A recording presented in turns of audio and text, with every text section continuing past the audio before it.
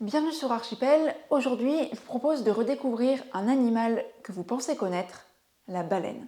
Alors, ok, c'est d'abord un mammifère aux dimensions et aux capacités extraordinaires, qui peut faire la taille de 9 immeubles, dont la langue à elle seule fait le poids d'un éléphant et dont les chants ont été envoyés dans l'espace. Mais c'est aussi un animal dont l'histoire risque de vous surprendre et dont la chasse regorge d'enjeux géopolitiques et géographiques qu'on aime à décrypter, vous le savez, sur cette chaîne Archipel. C'est parti. Plongeons-nous d'abord dans l'histoire de la baleine grâce à l'essai passionnant de Michel Pastoureau.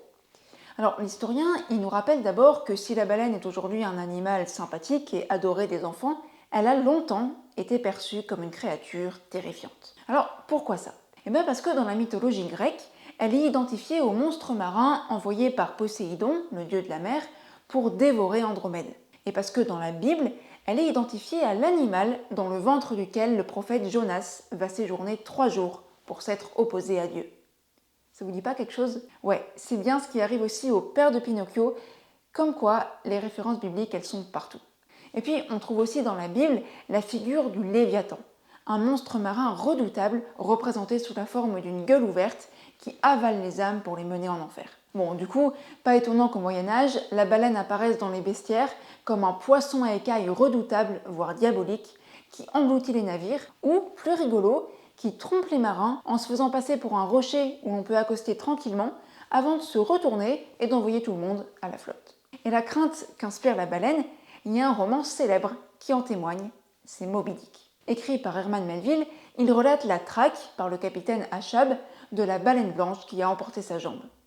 Mais peu de gens savent que ce roman est inspiré d'un fait réel, le naufrage de l'Essex, un baleinier américain attaqué par un cachalot dont les rescapés ont dû s'entre-dévorer pour survivre. Herman Melville, il fait de l'animal, je cite, le fatal exécuteur de la justice divine, et donc on voit bien l'influence des récits religieux sur la peur des baleines. Et ce que nous montre aussi Michel Pastoureau, c'est à quel point les représentations des animaux peuvent évoluer et peuvent être multiples. D'ailleurs, il l'avait déjà prouvé dans son essai sur l'ours. Je ne sais pas si vous savez, mais l'ours a été le roi des animaux bien avant le lion, car il était vénéré comme étant un proche parent de l'homme. Et c'est seulement une fois que l'Église en a fait une bête de foire que le lion a pris sa place. Alors un autre intérêt de l'histoire de la baleine, c'est de refléter la lente progression des connaissances scientifiques. Parce que oui, pendant des années, la baleine est restée très peu connue. Même si Aristote avait déjà remarqué à son époque que contrairement aux autres poissons, elle ne pondait pas d'œufs. Alors le terme baléna a donc été générique pendant très longtemps, c'est-à-dire qu'il a désigné des animaux très divers. On a notamment pris la baleine pour la femelle du cachalot et on s'est posé des questions, par exemple, comment peut-elle copuler avec une taille aussi imposante? Certains, c'est assez marrant, pensent que c'est en fait une moule qui amène le sperme du mâle jusqu'à la femelle, et d'autres estiment simplement que l'animal est particulièrement pudique. Et c'est pour ça qu'on consommera sa viande dans les monastères pour rester chaste. Alors, la connaissance de la baleine va s'améliorer un peu à la Renaissance pour 2 raisons. Déjà, il y a l'imprimerie qui permet la diffusion des savoirs, et ensuite parce que les marins s'aventurent en haute mer, plus loin des côtes. Interviennent ensuite les travaux des naturalistes, comme Buffon, Linné ou Lapécède, qui pour la première fois va différencier les poissons des cétacés. Mais Adrien Monguilly montre que malgré les progrès de la science, les savoirs sur la baleine sont restés très longtemps liés aux représentations religieuses. Les théologiens attaquent notamment les savants qui estiment que les baleines ont un estomac trop petit pour avoir avalé un homme comme Jonas. Et ils prêtent à la baleine des valeurs morales un peu farfelues, par exemple la chasteté pour sa sexualité discrète, ou la coopération et l'entraide, car la baleine est guidée par de tout petits poissons qui lui évitent de s'échouer. Bref, ce qu'on voit à travers l'histoire de la baleine, c'est que le savoir scientifique progresse lentement et que la baleine a longtemps été perçue comme un monstre marin. Et d'ailleurs, c'est sans doute pour ça qu'on voyait les chasseurs de baleines comme des héros valeureux chargés d'éliminer des créatures malfaisantes. Bon, vous m'avez vu venir, hein. Pour la suite de la vidéo, impossible de ne pas parler de la chasse à la baleine. Je vous propose de découvrir 3 éléments sur cette pratique qui daterait du néolithique et qui a modifié l'histoire. Première chose, il y a 2 éléments qui expliquent qu'on chasse autant la baleine. Première chose, car sa carcasse flotte naturellement à la surface, ce qui est très pratique pour la ramener sur le rivage. Et deuxième chose, parce que tout est bon dans la baleine. La chair riche en protéines, le gras transformé en huile pour s'éclairer ou pour huiler les machines, les fanons dont on tire les baleines de corset, de soutien-gorge ou de parapluie, etc., etc. Deuxième chose, Comment cette chasse à la baleine a influencé l'histoire? D'abord traditionnelle et elle se développe au XIIIe siècle en Europe, notamment au Pays Basque, parce que les baleines viennent mettre bas dans les eaux chaudes du golfe de Gascogne. Mais au fur et à mesure que les stocks s'épuisent, on part chasser la baleine en Norvège, puis à Terre-Neuve. C'est donc la baleine qui a motivé en partie la colonisation du Canada par les Basques. Et plus tard, ce sera un des enjeux de la guerre russo-japonaise de 1904-1905. La chasse s'industrialise ensuite au XIXe siècle avec l'invention du harpon explosif et des usines flottantes qui permettent de traiter la graisse de baleine directement sur l'océan. On commence quand même un peu à s'inquiéter, il y a une commission baleinière qui est créée en 1948 devant l'ampleur du massacre. 50 000 baleines tuées en 1930 contre seulement 1000 en 1850. Mais cette commission, elle ne va pas vraiment arriver à faire respecter ses quotas et ses moratoires. Troisième chose, la chasse à la baleine n'est pas toujours sanglante et pratiquée à des fins commerciales. Elle a parfois une dimension sociale et religieuse. Chez les peuples polaires, par exemple, elle est encadrée par des règles strictes qui témoignent d'un réel respect envers la baleine. Les pêcheurs prient pour s'attirer la faveur des animaux avant la chasse et ils doivent ensuite porter une tenue de cérémonie digne de la baleine qu'ils s'apprêtent à tuer. Et ils pensent aussi que l'âme de la baleine va se réincarner dans un de leurs descendants. Alors aujourd'hui, 3 pays chassent encore la baleine. Le Japon, la Norvège et l'Islande, en parvenant à contourner les traités au nom de traditions culturelles ou d'objectifs pseudo-scientifiques. Mais la chasse à la baleine reste géopolitique, notamment pour le Japon, dont le cas est particulièrement intéressant. Dans un premier temps, le pays commercialise la viande de baleine sous couvert d'un programme de pêche scientifique à la baleine en Antarctique, qui est en fait un moyen d'être présent dans un territoire stratégique pour ses ressources minérales et halieutiques. Mais le Japon va se faire attaquer en justice par l'Australie, qui elle aussi convoite les ressources de l'océan austral.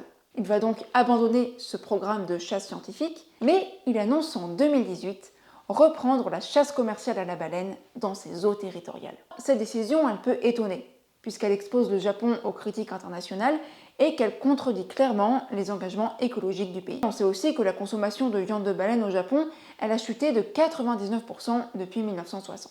Mais ce choix qui semble bizarre s'explique en fait par des considérations politiques et géopolitiques. Déjà, reprendre la pêche à la baleine dans sa zone économique exclusive permet au Japon d'affirmer sa souveraineté sur une zone dont la délimitation est contestée et ça lui permet aussi de relancer l'industrie de la pêche dont le déclin avait rendu le pays dépendant de la Russie, de la Corée et de la Chine pour 50% de sa consommation de poissons. Et puis, c'est aussi une manœuvre nationaliste, permettant de défendre une activité qui a largement contribué à nourrir la population lors de la colonisation et après la Seconde Guerre mondiale.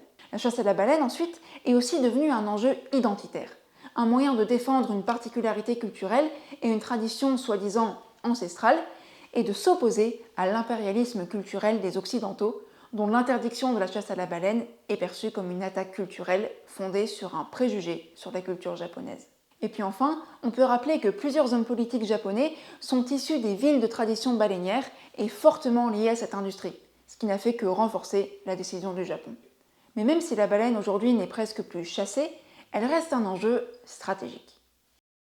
Déjà parce qu'on sait qu'elle joue un rôle essentiel pour la santé des océans et des écosystèmes marins. Ces excréments contiennent des nutriments essentiels au développement du phytoplancton, qui est le tout premier maillon de la chaîne alimentaire des océans. Sans lui, tout fout le camp. Et parce que les baleines stockent le carbone contenu dans les zooplanctons qu'elles consomment. Un carbone qui va rester des centaines d'années au fond de la mer avec la carcasse de l'animal. Et ça, c'est pas mal utile dans un contexte de réchauffement climatique. Alors, juste un petit chiffre pour la route. Une baleine pourrait stocker 33 tonnes de CO2 par an contre 25 kg en moyenne pour un arbre. Mais même si la baleine est mieux connue et moins chassée, il y a encore beaucoup à faire pour mieux la comprendre. Déjà, car en enfilant nos kawaii fluo pour voir des baleines, on oublie que les ondes des bateaux peuvent perturber la communication, la reproduction et l'orientation des baleines. D'ailleurs, on a longtemps cru que si les baleines s'échouaient, c'était parce qu'elles se suicidaient, mais en fait non, c'est simplement parce qu'elles sont désorientées par les ondes des bateaux. Et puis ensuite, on a tendance encore à faire de la baleine une figure de l'altérité radicale, une créature totalement différente de l'homme. Mais pour l'écrivain animaliste Camille Brunel, il faudrait plutôt considérer les baleines comme des personnes à part entière, moins différentes des humains que ce qu'on pourrait penser. Même chose pour le biologiste Tom Mustill, qui a un projet assez fou. Il veut décoder le langage des baleines grâce à l'intelligence artificielle. Mais il sait que pour ça, il faudrait admettre que les baleines puissent avoir un langage, même si elles n'ont pas de mots. donc dépasser ce qu'on appelle l'anthropodénie, c'est-à-dire la réticence à reconnaître chez l'animal des comportements proches des nôtres. Et pourtant, les baleines, parfois, se comportent un peu comme nous. Par exemple, on a observé des rites funéraires chez les cétacés, qui ont été vus en train de pousser ensemble et pendant des jours entiers le cadavre d'un proche. Bref, la baleine, elle est objet de représentation antagoniste et source de rapports de pouvoir. On peut donc dire qu'elle est, un peu comme le loup, un animal géopolitique. Son histoire, elle reflète l'évolution des sensibilités, du savoir scientifique et de la surexploitation des ressources naturelles, et les mystères qui l'entourent encore peuvent être source d'un émerveillement face au monde vivant qui est aussi nécessaire que légitime. Quand on sait notamment que les sons des cétacés peuvent voyager sur 700 km et que les baleines se transmettent leurs chants d'une génération à l'autre. Alors c'est assez pour cette vidéo, mais il y a encore plein de choses à découvrir, alors n'hésitez pas à lire les ressources en description. J'espère que cette vidéo vous aura plu. Si vous en voulez d'autres, des vidéos comme ça qui essaient de faire un peu des pas de côté sur des animaux ou des sujets qu'on croit connaître mais qui nous cachent des surprises, n'hésitez pas à vous abonner à cette chaîne Archipel. Je vous mets aussi plein de liens en description pour vous abonner à une newsletter qui vous permettra d'en savoir plus et d'apprendre des choses un peu inattendues. N'hésitez pas aussi à partager cette vidéo, c'est juste un clic et ça m'aide beaucoup. Et en attendant, perdez pas le nord et à la prochaine. We were staying in Paris to get away from your parents, and I thought, wow, if I could take this in a shot right now, I don't think that we could work this out.